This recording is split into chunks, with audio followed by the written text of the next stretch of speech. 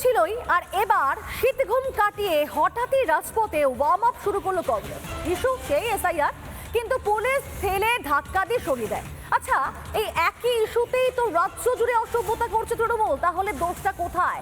জোট শরিকের বেলা তো এত নির্মম মমতার পুলিশ।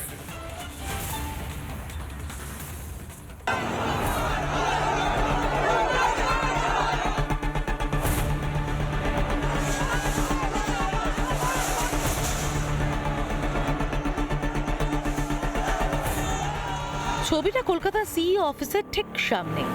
এসআইআর এ আপত্তি জানিয়ে মঙ্গলবার রাজপথে নামে কংগ্রেসের নেতা কর্মীরা।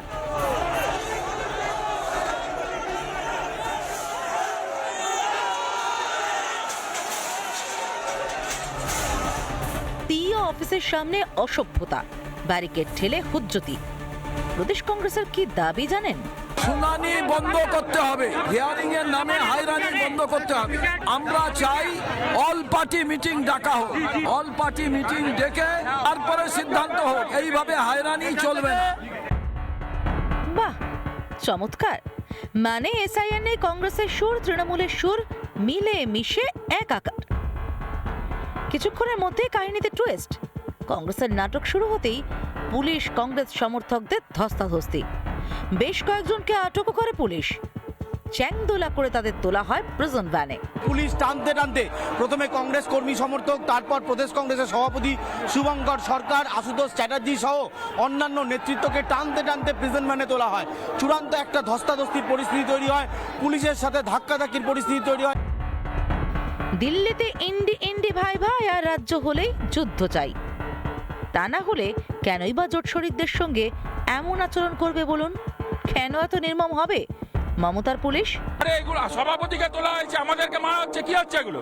কি পদ্ম কমিশন কি যা ইচ্ছা তাই? হ্যাঁ, এগুলো এগুলো এগুলো অন্যায়, অন্যায় ভাবে চলছে এগুলো। দিল্লিতে যে ইস্যুতে প্রতিবাদ, সেই একই ইস্যুতেই তো প্রতিবাদ কলকাতায়।